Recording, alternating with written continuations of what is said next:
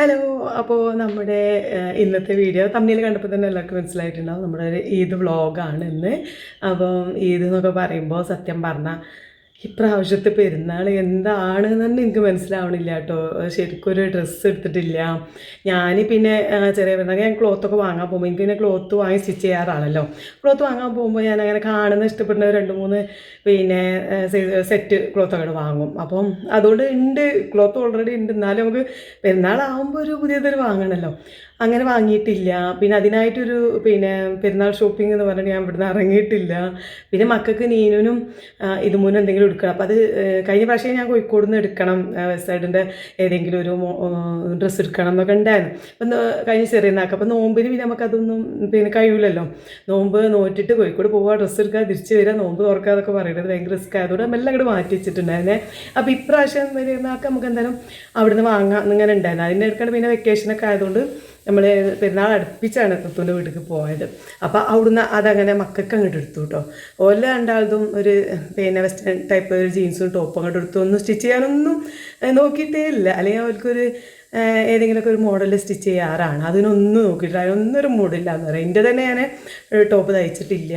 അപ്പോൾ പെരുന്നാൾക്ക് ഇനിയിപ്പോൾ നമുക്ക് കുളിച്ച് മാറ്റാൻ സുന്നത്തിന് വേണ്ടിയിട്ടൊരു ടോപ്പ് ഞാൻ പിന്നെ ഇവിടെ ഒരു പ്ലെയിൻ ക്ലോത്ത് ഉണ്ടായിരുന്നു, ഷർട്ട് ശീലൻ്റെ പോലെ. അതിക്കൊരു ലൈസും സംഭവമൊക്കെ വെച്ചിട്ട് അങ്ങനെ സെറ്റാക്കി അങ്ങനെയൊക്കെ ഒരു അഡ്ജസ്റ്റ്മെൻറ്റ് ചെയ്യുന്നു കേട്ടോ. എന്നാലും പോട്ടെ, മക്കൾക്കാണല്ലോ പെരുന്നാളെന്നൊക്കെ പറഞ്ഞാൽ മക്കൾക്കല്ലേ. നമുക്കിപ്പോൾ അത് ഫുഡ് ഉണ്ടാക്കുക അത്രയല്ലേ ഉള്ളൂ എന്നൊക്കെ എഴുതി മക്കളെ കണ്ട് സെറ്റ്. എന്നാൽ അങ്ങനെ ഉണ്ടത് ഈ മക്കൾക്കും ഇല്ല ഒരു മൈലാഞ്ചി ഇടണം, ഒന്നുമില്ല കേട്ടോ.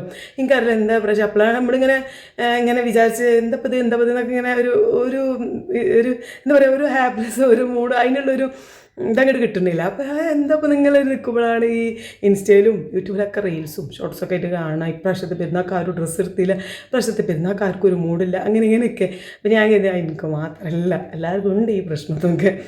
ഏതായാലും ഞാൻ പെരുന്നാൾ വ്ളോഗാണ് ഇപ്പം ഇടുന്നത്. പെരുന്നാൾ കഴിഞ്ഞതിന് ശേഷമാണ് ഞാൻ ഇൻട്രോ കൊടുക്കുന്നത് കേട്ടോ.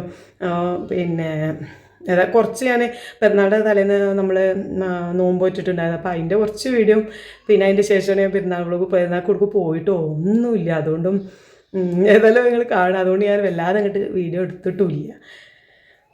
അപ്പം ഞാൻ കുറച്ചൊരു നമ്മൾ നോമ്പ് തുറക്കണ അങ്ങനെയൊക്കെയുള്ള സംബന്ധിക കാര്യങ്ങളും തലേന്നത്തെ കുറച്ച് വിശേഷങ്ങളൊക്കെ എടുത്തിട്ടുണ്ടായിരുന്നു. അപ്പോൾ അത് കണ്ടിട്ട് നമുക്ക് പെരുന്നാളിൻ്റെ വ്ളോഗൊക്കെ ഇട്ട് കിടക്കാം. അപ്പോൾ വീഡിയോ ഇഷ്ടപ്പെടുകയാണെങ്കിൽ എന്തായാലും ഒന്ന് സപ്പോർട്ട് ചെയ്യാം. അപ്പോൾ അത് നമ്മൾ അറഫ നോമ്പ് തുറക്കാൻ വേണ്ടിയിട്ട് നമ്മൾ ചിക്കൻ കറിയും പത്തിരി ഉണ്ടാക്കാനാണ് പ്ലാൻ ഇട്ടോ. നമ്മൾ നാളത്തേക്കും കൂടി കൊണ്ടുവന്നിട്ടുള്ള ചിക്കൻ ആയിരുന്നു. അതിൻ്റെയൊക്കെ വീഡിയോ ഞാൻ ഷോർട്സിലിട്ട് ഇട്ടിട്ടുണ്ടായിരുന്നേ. അപ്പോൾ അത് ജസ്റ്റ് ഉപ്പും കുരുമുളക് പൊടി മാത്രം തേച്ച് ഞാൻ ഫ്രിഡ്ജിക്ക് വെച്ചിട്ടുണ്ടായിരുന്നു.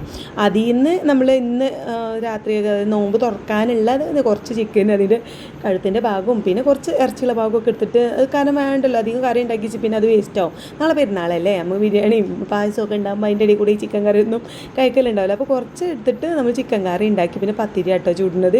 ഞാൻ രാവിലെ നോമ്പ് നമ്മൾ പലച്ചക്ക് നീങ്ങിയിട്ട് ഫുഡൊക്കെ കഴിച്ച ആ സമയത്ത് ഞാൻ മൂപ്പരോട് ചോദിച്ചിട്ടുണ്ടായിരുന്നു എന്താ നോമ്പ് തുറക്കാൻ വേണ്ടതെന്ന്. കാരണം എനിക്ക് പിന്നെ എന്തായാലും കുഴപ്പമില്ല, ഇതുമൂന്നും നെയ്ച്ചോറും അങ്ങനെ എന്തായാലും കുഴപ്പമുണ്ടാവില്ല. പക്ഷേ മൂപ്പരോട് ചോദിച്ചു, മൂപ്പർക്കല്ലേ ഇനിയിപ്പോൾ ഇഷ്ടമുള്ളത് ഉണ്ടാക്കി കൊടുക്കാമല്ലോ എന്ന് കരുതിയിട്ട്. അപ്പോൾ എന്നോട് പറഞ്ഞാൽ എന്തായാലും കുഴപ്പമില്ല, എനിക്ക് നെയ്ച്ചോറായാലും മതി, എന്തായാലും മതി, ഇനിയിപ്പോൾ എന്താ നിങ്ങൾ ഉണ്ടാക്കണം അത് എനിക്ക് തന്നാൽ മതി എന്നൊക്കെ പറഞ്ഞു കേട്ടോ. പിന്നെ ഞാൻ എന്നാൽ പിന്നെ നെയ്ച്ചോറ് എന്താ ഉണ്ടാക്കാം, നമുക്ക് എളുപ്പം അതാണല്ലോ, ചിക്കൻ കറി നെയ്ച്ചോറും ഉണ്ടാക്കാമെന്നൊക്കെ വിചാരിച്ച്.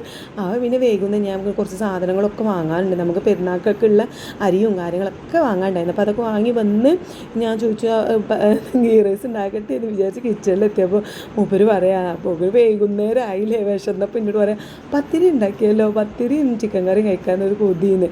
അപ്പം പിന്നെ എനിക്കും നല്ല ക്ഷീണം ഉണ്ടായിരുന്നു കേട്ടോ. ഞാൻ നാളത്തേക്കുള്ള കുറേ സാധനങ്ങളൊക്കെ ഒന്ന് എടുക്കാൻ ഷോപ്പിങ്ങിനൊക്കെ പോയിട്ട് വന്നതായിരുന്നു.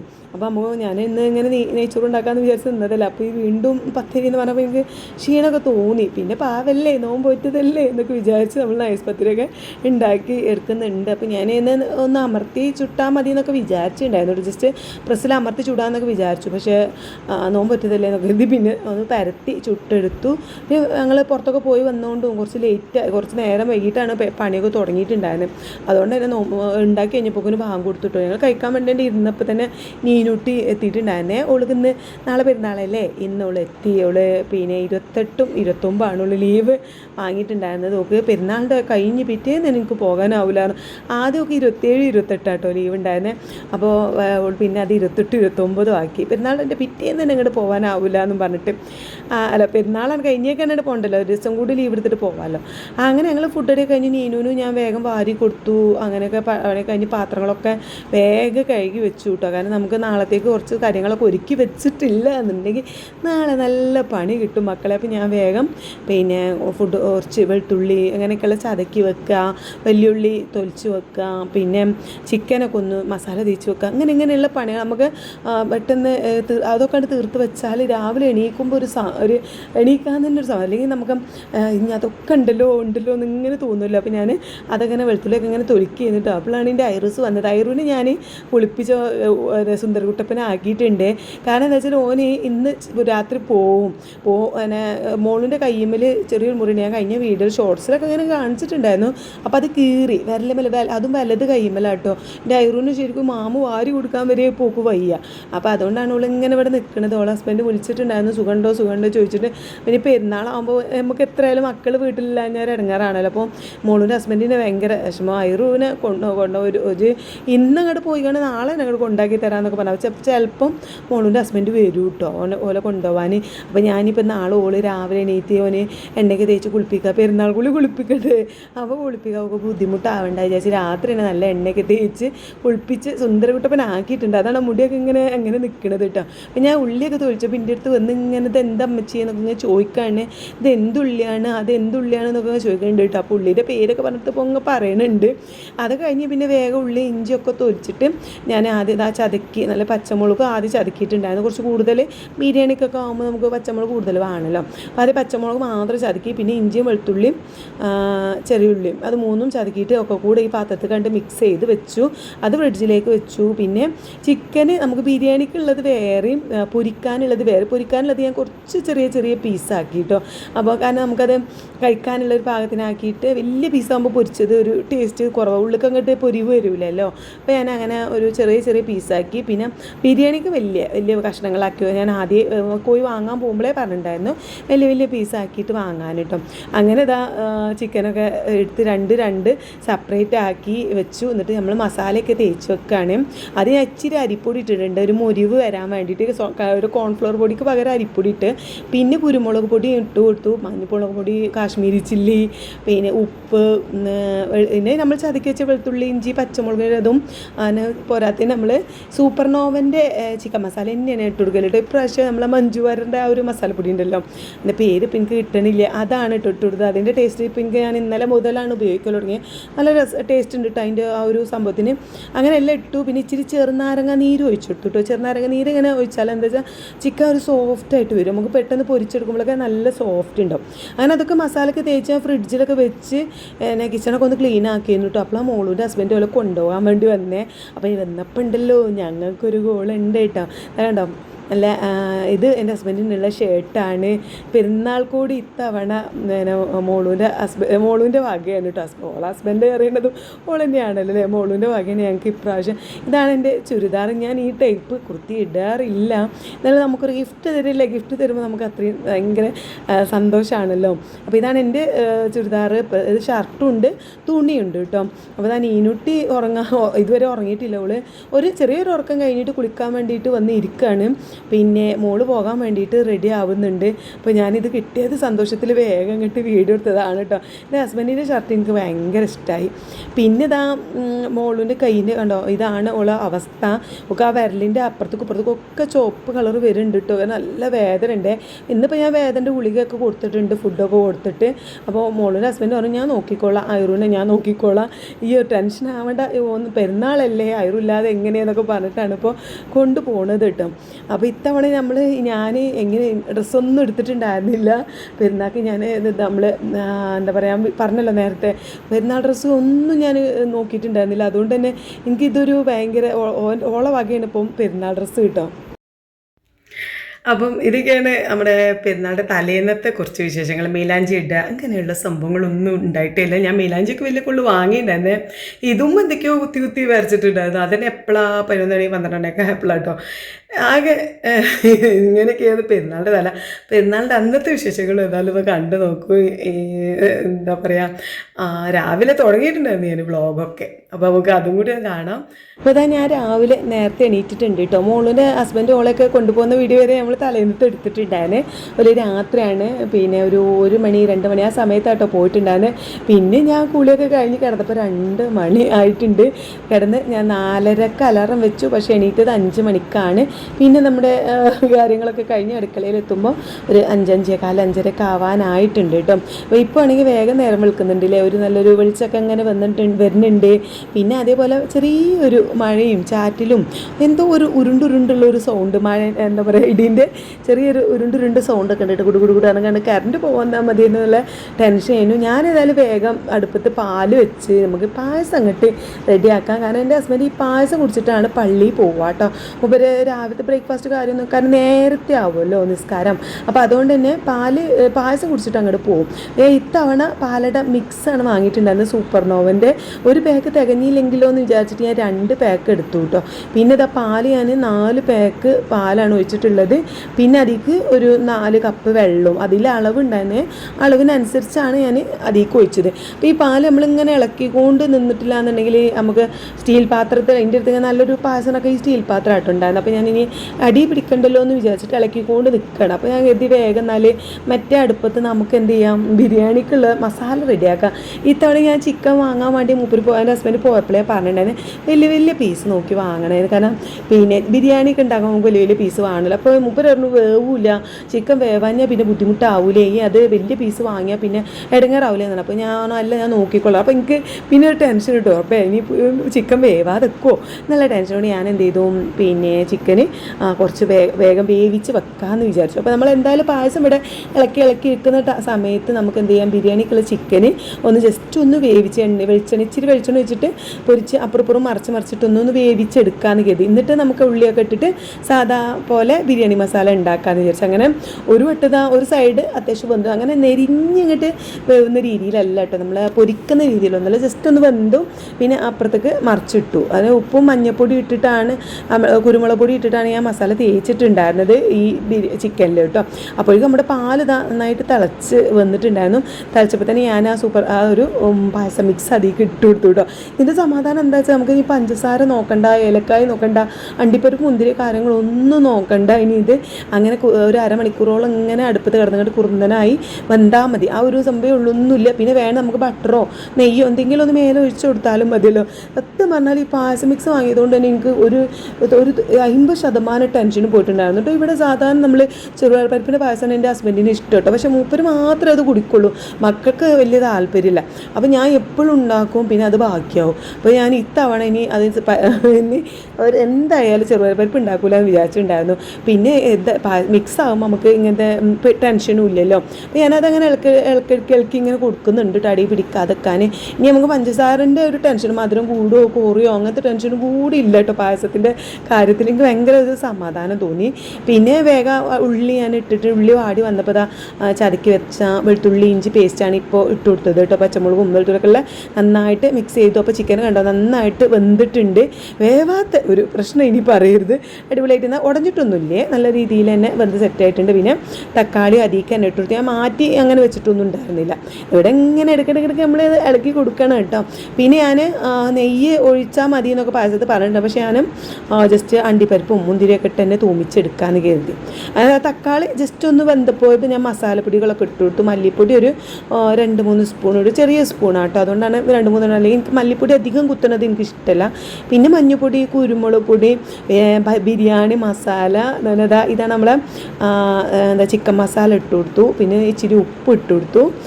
അത് ചെറുനാരങ്ങ നീരും ഒഴിച്ചിട്ടുണ്ട്. പിന്നെ തൈരും ഒഴിച്ചു കേട്ടോ. തൈര് ഇവിടെ കുറച്ചൊരു പുളി ഉണ്ടാവുന്ന രീതിയിലാണ് ഇവിടെ ബിരിയാണി വെക്കുന്നത് കൂടുതൽ ഇഷ്ടം. ഒരു തൈരിൻ്റെ പുളി കൂടുതൽ വേണം കേട്ടോ. അപ്പോൾ ഞാൻ തൈരും കുറച്ച് ഒഴിച്ചു കൊടുത്തു. അങ്ങനെ എല്ലാം കൂടി ഇട്ടെടുത്ത് അവസാനം നമ്മുടെ മല്ലിച്ചപ്പ് പുതിന ഇതിലൊക്കെ വാങ്ങുന്നത് കുറച്ച് കൂടുതൽ മല്ലിച്ചപ്പും പുതിനൊക്കെ വാങ്ങിയിട്ടുണ്ടായിരുന്നു.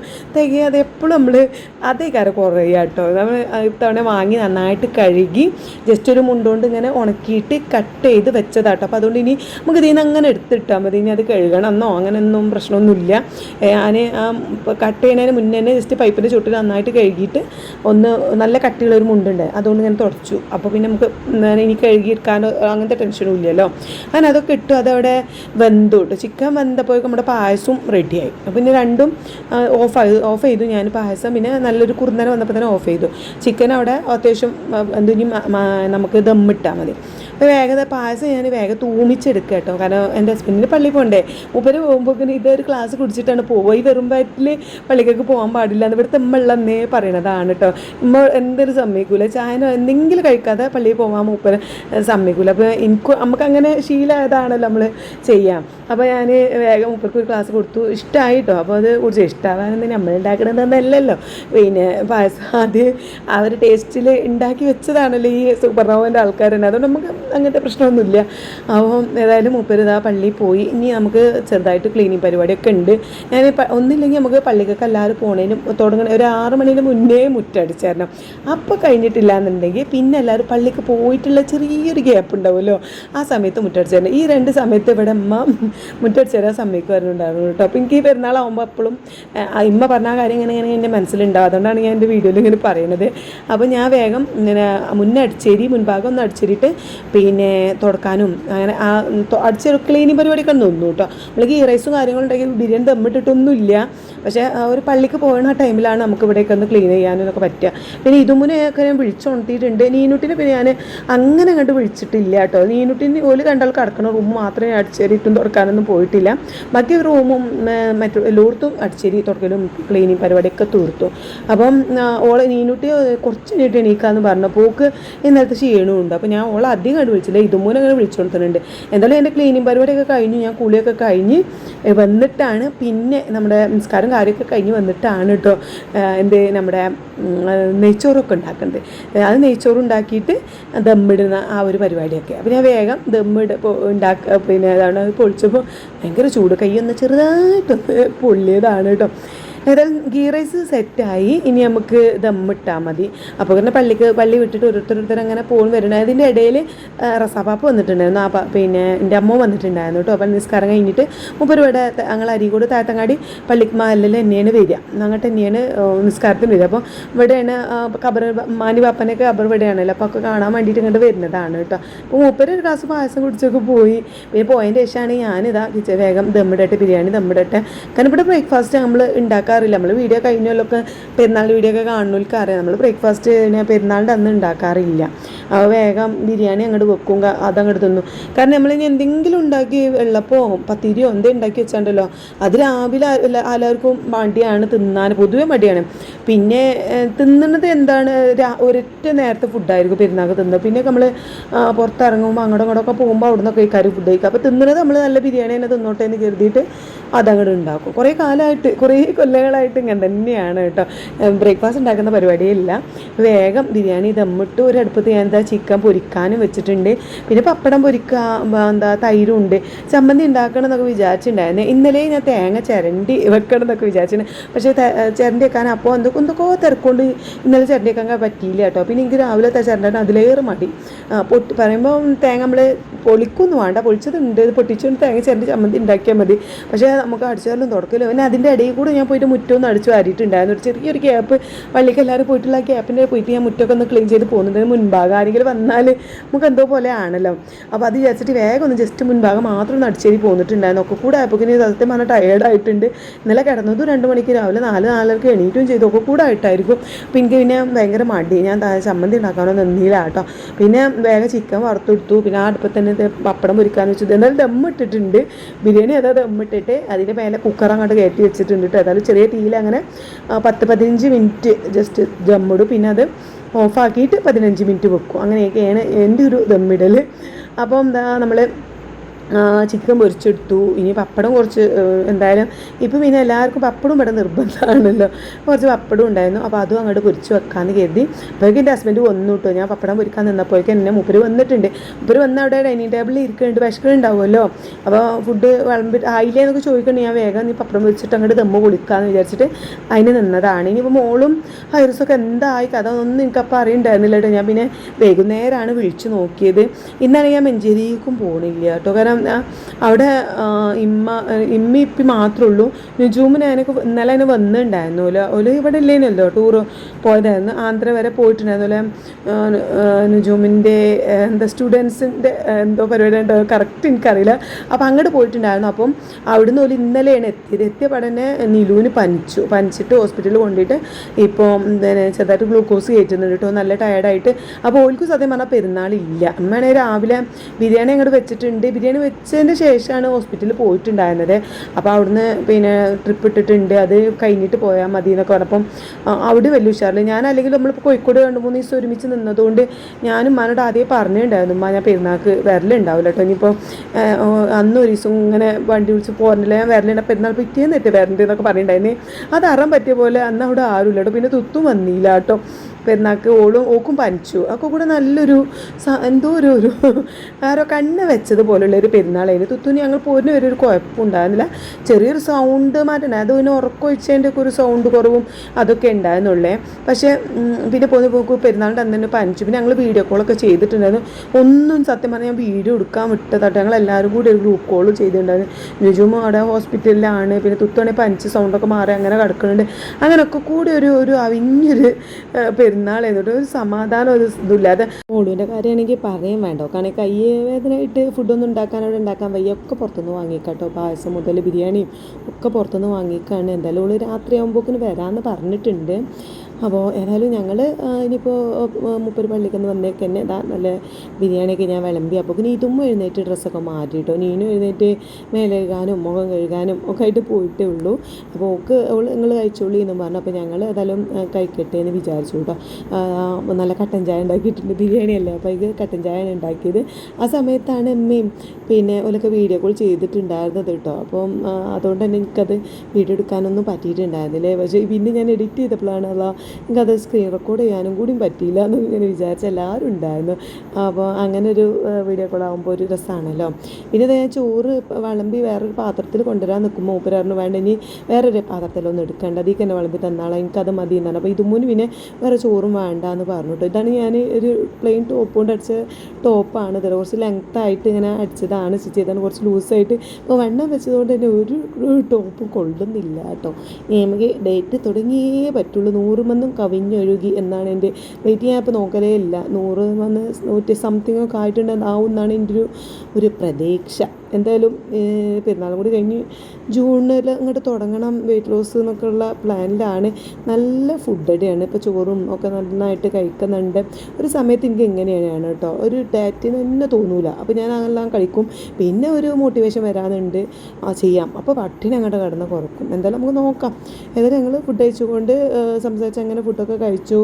അപ്പം പിന്നെ പ്രത്യേകിച്ച് ഒരു പണിയില്ല. അപ്പം തന്നെ കഴിച്ച പാത്രങ്ങളും കാര്യങ്ങളൊക്കെ വേഗം കഴുകി വെച്ചിട്ട് പിന്നെ നീനുട്ടി വന്ന് ഓള് പായസം കൊടുത്തു. പിന്നെ ആവശ്യമുള്ളവർ വന്ന് ഇങ്ങനെ പായസം കുടിക്കുന്നുണ്ട്. ആരും പ്രത്യേകിച്ച് വന്നിട്ടുമില്ല കേട്ടോ. ഇപ്രാവശ്യം വലിയ പെരുന്നാളായിട്ടോ എന്താ അറിയില്ല, ആരും എൻ്റെ മൂത്തച്ഛൻ്റെ ഒരു മകനോ മാത്രം വന്നത് കേട്ടോ. അവർ ആരും വന്നിട്ടുമില്ല. ഞങ്ങൾ ഉറക്കം തന്നെയാണ് ഉറക്കം. അപ്പോൾ ഇതും മുതൽ ചടച്ചിരിക്കുകയാണ്. പെരുന്നാൾ പൈസയും കിട്ടിയിട്ടില്ല, ഒന്നും കിട്ടിയിട്ടില്ല.